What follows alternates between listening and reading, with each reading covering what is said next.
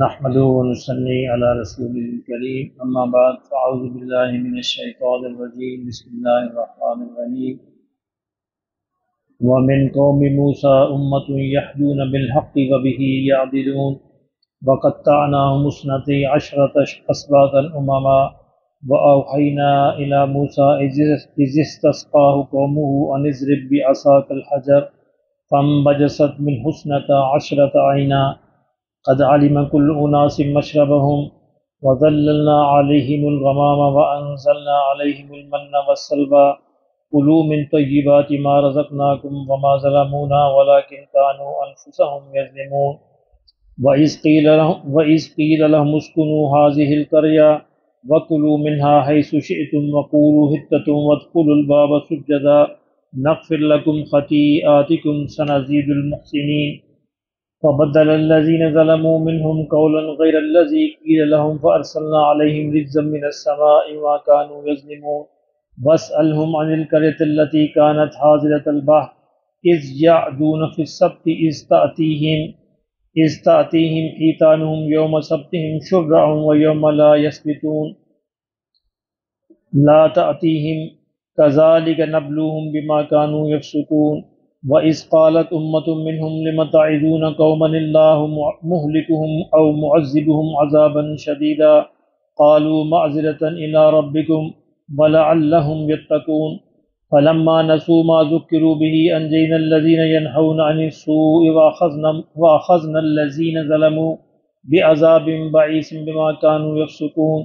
فلما عتوا عما نهوا عنه قلنا لهم كونوا قردة خاسئين صدق اللہ العظیم۔ یہاں پہ ہم نے دیکھا کیونکہ ساری باتیں جو ہیں وہ بنی اسرائیل کے پس منظر میں چل رہی ہیں، انہی کو یہ پیغام دیا جا رہا ہے۔ تو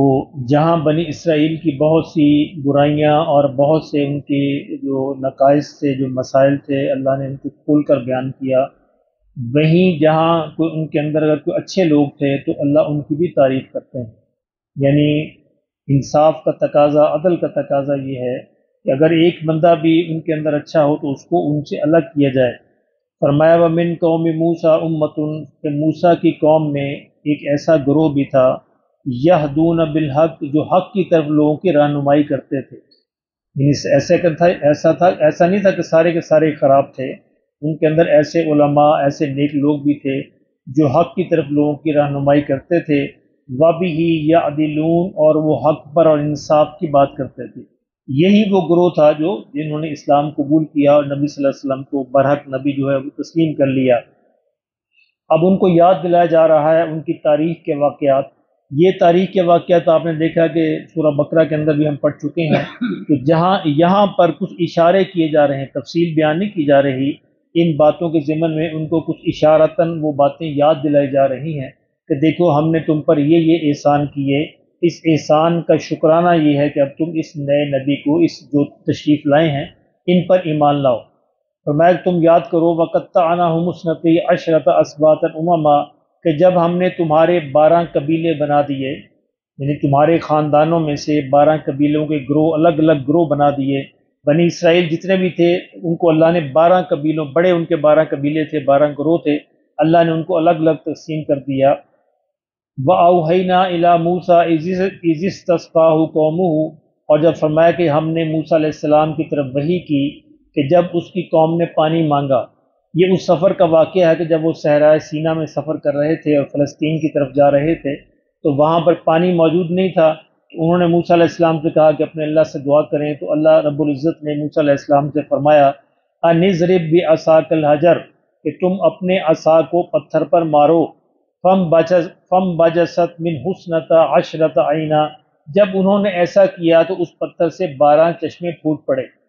تو دیکھیں اللہ اس بات پر بھی قادر ہے کہ بغیر عصا مارنے کے 12 چشمے نکل آتے، لیکن اللہ کا قانون یہ ہے کہ اللہ عام طور پر کسی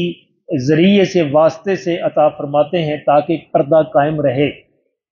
ایک ذریعہ کیا بنایا کہ موسیٰ علیہ السلام سے کہا کہ تم اپنے عصا کو پتھر پر مارو۔ عصا کے اندر یہ طاقت نہیں ہے کہ وہ پتھر میں سے 12 چشمے پیدا کر دے، یہ اللہ کے حکم کی طاقت تھی۔ فرمایا کہ اس میں سے ہم نے 12 چشمے پیدا کر دیے۔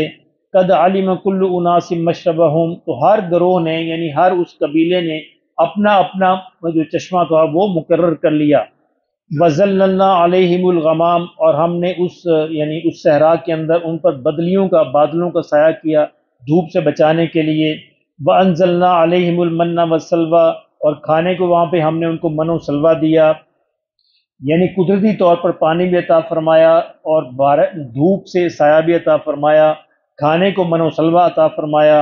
کُلُوا مِن طیبات ما رزقناکم، اور ہم نے اللہ نے فرمایا کہ جو ہم نے تمہیں رزق دیا ہے اس میں سے پاکیزہ چیزوں کو کھاؤ، کوئی مسئلہ نہیں ہے۔ وما ظلمونا ولکن کانوا انفسهم یظلمون، لیکن پھر بھی وہ ناشکری کرتے رہے۔ فرمایا کہ ناشکری کر کے وما ظلمونا، انہوں نے ہمارا کچھ نہیں بگاڑا، ولیکن کانوا انفسهم یظلمون، لیکن انہوں نے اپنا آپ ہی برباد کیا، اپنے آپ پر ہی ظلم کیا، اپنے آپ کو ہی تباہ کیا۔ وَإِذْ قِيلَ لَهُمُ اسْكُنُوا هَٰذِهِ الْقَرْيَةَ، اب ایک اور واقعے کی طرف اشارہ کیا جا رہا ہے کہ جب ان سے کہا گیا کہ تم اس بستی کے اندر رہو، وَكُلُوا مِنْهَا حَيْثُ شِئْتُمْ، اور اس میں سے جہاں سے چاہو کھاؤ، وَقُولُوا حِطَّةٌ، اور اللہ سے استغفار کرو، اللہ سے استغفار کرو، توبہ کرو، وَادْخُلُوا الْبَابَ سُجَّدًا، اور اس بستی کے اندر دروازے میں سے جھکتے ہوئے اللہ کے آگے جھکتے ہوئے جانا، نغفر لکم خطیئاتکم، اللہ تمہاری خطاؤں کو معاف کر دے گا، سنزید المحسنین، اور جو نیکوکار ہے اللہ ان کو مزید بھی عطا کرے گا۔ یہ اس واقعے کا بیان ہے کہ جب موسیٰ علیہ السلام کی قوم نے کہا کہ ہم تو یہاں پر من و سلوہ کھاتے کھاتے تنگ آ گئے، ہمیں تو پیاز چاہیے،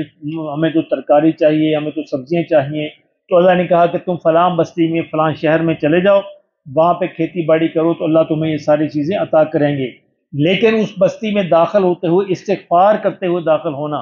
اور اس دروازے سے جھکتے ہوئے جانا، لیکن انہوں نے کیا کیا اس کے بدلے میں؟ فَبَدَّلَ الَّذِينَ ظَلَمُوا مِنْهُمْ قَوْلًا غَيْرَ الَّذِي قِيلَ لَهُمْ، تو ان کو جو کہا گیا تھا اس کے بدلے انہوں نے اس کو بالکل ہی بدل دیا،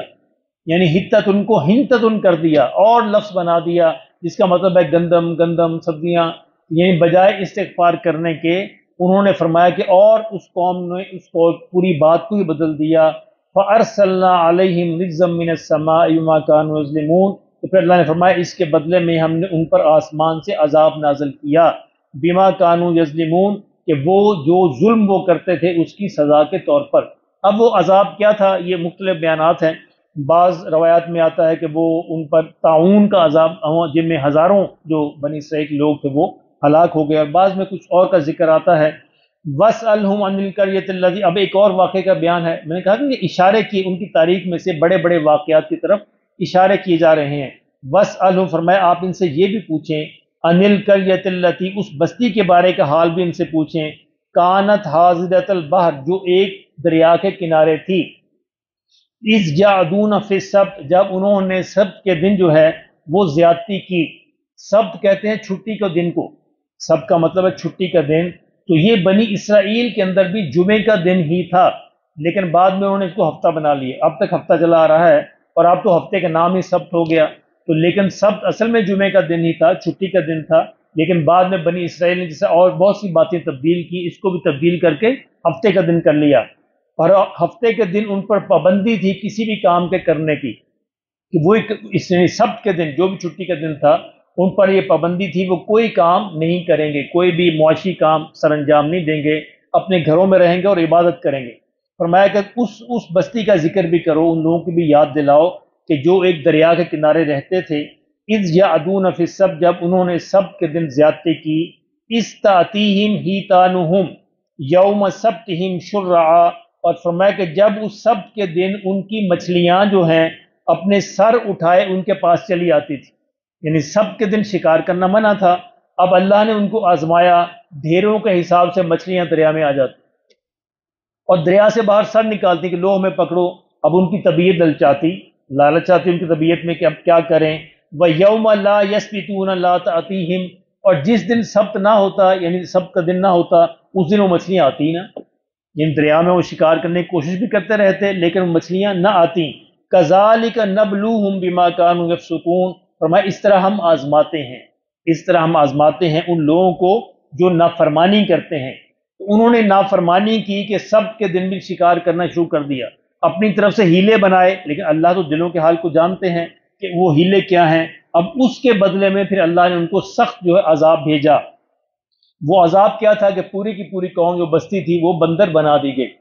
وَإِذْ قَالَتْ أُمَّةٌ مِّنْهُمْ، فرمایا کہ جب ان میں سے ایک گروہ نے ان کو کہا لِمَ تَعِظُونَ قَوْمًا، اب وہ بستی تھی یعنی اس میں ہزاروں لوگ رہتے تھے، ان میں سے اکثریت تو یہ کام کرتی تھی، یعنی اکثریت تو نافرمان تھی، اور اب دو قسم کے اور گروہ بھی تھے. ایک گروہ یہ تھا جو یہ کام نہیں کرتے تھے، نافرمانی کا کام نہیں کرتے تھے لیکن کسی کو منع بھی نہیں کرتے تھے، اپنے گھروں میں آرام کرتے تھے. دوسرا گروہ یہ تھا وہ نافرمانی بھی نہیں کرتا تھا اور ان کو منع بھی کرتا تھا کہ دیکھو یہ اللہ کی نافرمانی ہے، تم اس سے باز آ جاؤ. یہ برا یعنی امر بالمعروف اور نہی عن المنکر کا کام کرتے تھے. تو جو گروہ یہ کام نہیں کرتا تھا، اگرچہ وہ نافرمانی بھی نہیں کرتے تھے لیکن امر بالمعروف بھی نہیں کرتے تھے، وہ دوسرے گروہ سے کہنے لگا وَإِذْ قَالَتْ أُمَّةٌ مِّنْهُمْ، ایک گروہ نے ان میں سے کہا لِمَ تَعِظُونَ قَوْمًا، تم ایسی قوم کو نصیحتیں کیوں کرتے پھرتے، اللہ مہلکہم او معذبہم عذابا شدیدا، جن کو اللہ ہلاک کر دے گا ان قریب یا ان پر اللہ عذاب بھیجے گا، شدید عذاب بھیجے گا، تم اپنی توانائی کو ضائع نہ کرو، ان کے پیچھے نہ پڑو. تو انہوں نے کیا کہا قالوا معذرۃ الی ربکم، انہوں نے کہا تو ہم تو اس لیے کرتے ہیں معذرۃ الی ربکم تاکہ اپنے رب کے حضور ایک معذرت عذر پیش کر سکیں کہ یا اللہ ہم نے تو کہا تھا، یہ عذر ہے نا کہ یا اللہ ہم نے تو کہا تھا، ہم اس گناہ کے اندر شریک نہیں تھے بلکہ ہم نے ان کو بھی کہا تھا. فرمایا ہم اس لیے یہ کام کرتے ہیں تاکہ اللہ کے حضور ایک عذر پیش کر سکیں وَلَعَلَّهُمْ يَتَّقُونَ، اور تاکہ یہ بھی بچ جائیں، یہ جو اس نافرمانی کے اندر مبتلا ہیں تاکہ یہ بھی بچ جائیں. فرمایا کہ فَلَمَّا نَسُوا مَا ذُكِّرُوا بِهِ، فرمایا کہ جب وہ سارے کے سارے بھول گئے جس کی ان کو نصیحت کی گئی تھی أَنْجَيْنَا الَّذِينَ يَنْهَوْنَ عَنِ السُّوءِ، تو ہم نے ان لوگوں کو تو بچا لیا جو ان کو برائی سے منع کرتے تھے. دیکھیں کتنا فائدہ ہوا کہ جب ان پر عذاب آیا تو اللہ نے ایک تو ان کو ہلاک کیا، بندر بنایا، اور ایک ان کو بھی بندر بنایا جو منع نہیں کرتے تھے، جو اگرچہ نافرمانی نہیں کرتے تھے لیکن وہ خاموش رہتے تھے. یعنی خاموشی بھی نیم رضامندی ہوتی ہے، گویا ان کے کام میں شریک تھے. البتہ اللہ نے فرمایا کہ جو لوگ ان کو منع کرتے تھے ہم نے ان کو اس عذاب سے بچا لیا. وَأَخَذْنَا الَّذِينَ ظَلَمُوا بِعَذَابٍ بَئِيسٍ بِمَا كَانُوا يَفْسُقُونَ، اور جو لوگ اس کام کے اندر مبتلا تھے ہم نے ان کو بہت برے عذاب کے اندر پکڑا کیونکہ وہ نافرمانی کرتے تھے. کیا عذاب تھا؟ فَلَمَّا عَتَوْا عَمَّا نُهُوا عَنْهُ، کہ جب انہوں نے سرکشی کی اس کام سے جس سے ان کو منع کیا گیا تھا قُلْنَا لَهُمْ كُونُوا قِرَدَةً خَاسِئِينَ، تو ہم نے ان سے کہا کہ تم ایک ذلیل بندر بن جاؤ. وہ پوری قوم بندر بن گئی اور کچھ دنوں کے بعد پوری کی پوری قوم اسی حال میں ہلاک ہو گئی. یعنی وہ بندر یہ بندر ان کی نسل نہیں ہے، یہ تو ہمیشہ سے جانور ہی ہیں. وہ بندر جن کو بنایا گیا تھا وہ پوری قوم وہیں پر ہلاک ہو گئی، اور وہ دوسرے لوگ جو بچ گئے تھے ان کے پاس جاتے، ان کے پاؤں میں پڑتے، ان کو دیکھ دیکھ کے روتے. لیکن ظاہر اب تو وہ سارا واقعہ ختم ہو کے رہ گیا تھا، مہلت ختم ہو گئی تھی، اب ان کو اللہ نے کوئی مہلت نہیں دی. اللہ نے ان کو یہ عذاب بھیجا اور فرمایا ہم نے ان کو بچا لیا جو ان کو منع کرتے تھے. اس سے اہمیت کا اندازہ لگائیں کہ دوسرے کو نیکی کا کام کہنا اور اچھے کاموں سے کہنا اور برے کاموں سے منع کرنا کتنا ضروری ہے، کتنا اہم ہے. اس کی اہمیت یہ ہے کہ جب عذاب آئے گا تو اللہ ان کو محفوظ فرما دیں گے. اللہ پاک ہمیں سمجھ نصیب کرے.